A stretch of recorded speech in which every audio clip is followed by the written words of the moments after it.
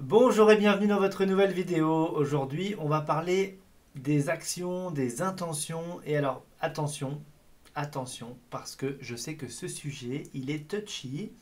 Il n'est pas facile. Quand on l'aborde en formation, ça fait beaucoup réagir.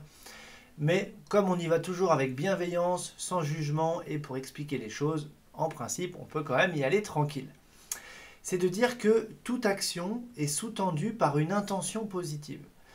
C'est-à-dire que en fait, chaque action que va faire quelqu'un, chaque acte que va pouvoir poser une personne, eh bien, pour son système, je dis bien pour son système, dans toute sa subjectivité intérieure, est sous-tendu par une intention positive. Et de l'extérieur, c'est autre chose. C'est-à-dire que nous, on va regarder ce que va faire une personne et on peut complètement en comprendre ou en lire tout autre chose. Donc c'est simple, on peut parler vraiment des sujets, je ne vais pas vous dire des sujets qui fâchent, mais en tout cas pour lesquels en tout cas je trouve qu'il faut avoir beaucoup de respect, de bienveillance et il faut faire attention dans la manière dont on l'aborde. Par exemple, vous prenez une femme qui est battue par son mari. On va dire bah, c'est pas du tout quelque chose de positif. Et là je suis complètement d'accord, c'est à proscrire, déjà c'est interdit, c'est illégal et même quand bien même c'est immoral. Donc bref, là-dessus il n'y a pas de sujet en fait. Mais par contre, ce qui est intéressant, c'est dans la psychologie humaine. C'est là, on rentre vraiment dans le fonctionnement de l'être humain et de comment est-ce qu'il fonctionne. Eh bien, si on rentre dans le système de cet homme-là en question, dans notre exemple, eh bien, dans son système, à l'instant T, en venir aux mains, donc frapper sa femme, désolé si j'emploie les mots durs, mais frapper sa femme, eh bien, dans son système, c'est comme la meilleure option. C'est-à-dire que il voit pas du tout comment faire autrement. Et c'est sous-tendu par une intention positive de son système, c'est-à-dire que son système pense que c'est la meilleure façon de répondre à ce comportement, à ce qui est en train de se passer à l'intérieur. Toute cette complexité émotionnelle, psychologique, eh bien, ça demande une réponse. Et en fait, on va dire que lui, bah, la meilleure chose qu'il voit, c'est de faire ça. Et vous vous rappelez, j'avais fait une vidéo où je disais une personne fait le meilleur choix parmi ceux qui lui semblent possibles. C'est-à-dire que la personne ne fait pas forcément le meilleur choix dans l'absolu, mais, et en plus, c'est parmi ceux qui semblent possibles, c'est-à-dire que si la personne a 10 solutions devant elle, mais qu'elle en a conscience que de 5, elle va faire un choix parmi les 5. Donc vous voyez que déjà, on n'est pas du tout objectif avec soi-même. Mais l'extérieur voit les 10. La personne ne voit que les 5. Et en fait, c'est comme si, pour cet homme-là, à cet instant-là, il ne sait pas faire mieux que de répondre de cette façon-là. Vous voyez ? Et donc ça, on peut l'extrapoler à tout ce qui se passe sur cette planète. Alors je sais que c'est un sujet qui est hyper compliqué. Moi, je ne peux pas dire que j'ai pas été tout de suite d'accord parce que j'ai compris ce qui se passe. C'est-à-dire qu'on ne peut pas dire que ce que fait la personne est positif, mais que son système profond, inconscient, eh bien, pour lui, il ne voit pas mieux à cet instant-là, en fonction de son état interne. Ça peut être la fatigue, ça peut être l'humeur, ça peut être l'état émotionnel, ça peut être aussi l'éducation, ça peut être tout ce qu'a vécu la personne, etc., etc., etc. Tout ça, ça agit comme des paramètres. Et si on additionne tous ces paramètres à l'instant T, la personne ne voit pas mieux. Vous voyez ? Donc on a déjà entendu des récits comme ça de mamans qui ont des actes horribles, des infanticides ou des choses comme ça. Et, et même après, ces personnes-là, moi j'ai déjà vu des émissions où quand elles en parlent, elles sont complètement sorties de ça, etc. Mais à cet instant-là, vous voyez, il y a comme une hyper-focalisation et il se passe quelque chose. Donc là, je vous parle des cas, là je vais chercher des cas qui sont très durs, d'un niveau d'acceptabilité, bah voilà, hein, on pourrait en parler des heures, mais simplement, qui peut le plus, peut le moins. C'est-à-dire que si ça se passe comme ça pour des choses aussi horribles, eh bien ça se passe comme ça dans le quotidien. Mais j'ai préféré commencer par la partie la plus dure, on pourrait presque dire la plus inacceptable. Mais là, je ne parle pas tant de ce que font ces personnes dans ces moments-là, mais c'est pour vraiment décrire un schéma, d'accord? Et je sais que ça peut porter à débat, il y aura peut-être d'ailleurs des commentaires sous cette vidéo, et si c'est le cas, je vais faire de mon mieux pour vous répondre. Mais en tout cas, c'est pour exprimer, exposer un schéma de fonctionnement humain. Et que donc, si ça se passe comme ça dans les pires cas, eh bien ça se passe aussi comme ça dans la vie de tous les jours. C'est-à-dire qu'on n'est pas obligé d'en venir aux mains et de frapper quelqu'un pour considérer ce schéma-là.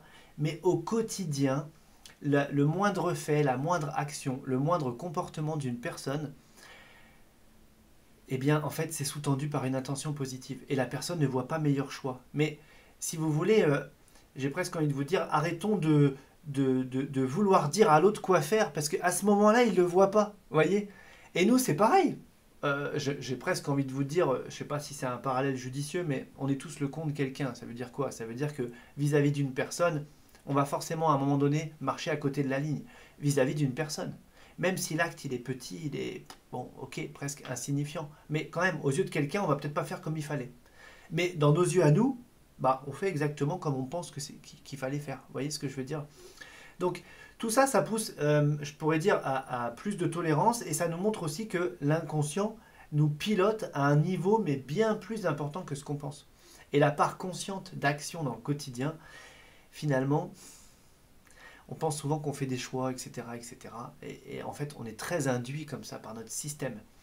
Donc, pourquoi cette vidéo? C'est déjà pour parler de ce schéma, pour l'exprimer, l'expliquer, et j'essaye de le faire avec le plus de neutralité et de bienveillance possible pour juste décrire un schéma de fonctionnement.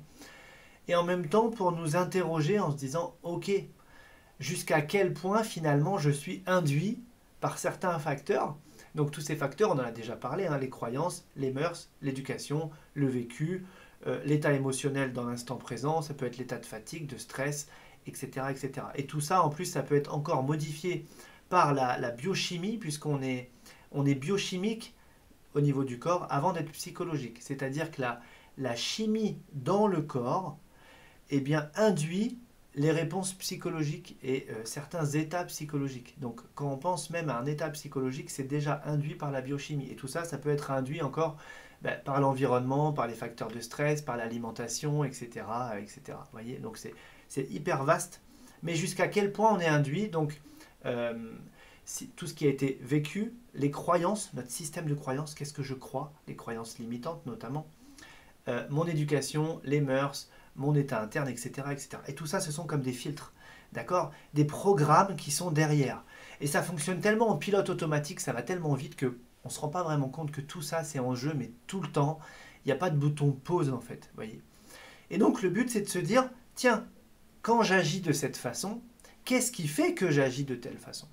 Qu'est-ce qui fait que j'ai répondu ceci plutôt que cela? Qu'est-ce qui fait que je me suis comporté comme ci plutôt que comme ça? Voyez? Qu'est-ce qui fait que? Retenez bien cette question. Qu'est-ce qui fait que? Trois petits points. Plutôt que le pourquoi. Je vous avais déjà expliqué, on bannit le pourquoi. Le pourquoi, en fait, d'un seul coup, il vient bloquer. Alors que le qu'est-ce qui fait que, il ne demande qu'à donner plus de compréhension. Donc le but, c'est de s'interroger soi-même. Et puis, encore une fois, d'avoir plus de tolérance aussi vis-à-vis d'autrui. Alors, je sais que c'est pas facile. On est tous des êtres émotionnels, hein, et on est tous faits de nos réactions. Et que parfois, quand quelqu'un fait quelque chose, oui, moi le premier, quand quelqu'un me fait une queue de poisson, on sait en plus qu'en voiture, on est à un niveau différent. Donc j'ai beaucoup travaillé sur moi toutes ces années. Mais quand même, je suis encore réactif, vous voyez. Mais au moment où la personne fait une queue de poisson, elle ne fait pas non plus une queue de poisson juste pour m'embêter. Vous voyez ce que je veux dire? C'est pas une intention négative, une intention de nuire qui est consciente. C'est juste un comportement qui va me nuire, mais que pour la personne, encore une fois, dans son système, c'est le meilleur truc à faire à cet instant-là. Vous voyez? Donc, c'est dur à accepter ce fonctionnement humain est hyper dur à accepter quand on commence à monter le niveau comment je pourrais dire ça? Comme quoi on ne peut pas tolérer l'action en question. D'accord? Mais quand même, ça fonctionne comme ça. Et c'est plus facile à accepter quand il s'agit de petites actions, ok?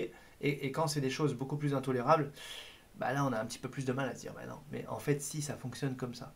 Et ce qui est intéressant, ça veut dire qu'on ne va pas excuser, on ne va pas cautionner, mais ça veut dire qu'on se dit, ok, il y a des schémas humains, il y a des fonctionnements humains, c'est de la mécanique humaine, ça fonctionne comme ça.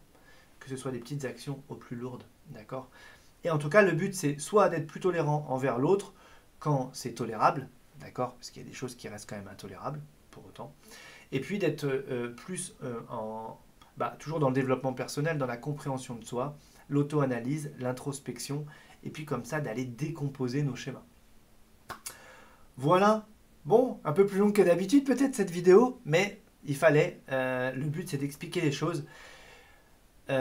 Si vous avez des questions, allez-y. Je veux juste pas qu'on rentre dans des débats parce que c'est pas le but en fait, d'accord? Moi je suis pas là pour dire qui a tort, qui a raison, etc. Surtout sur certains sujets.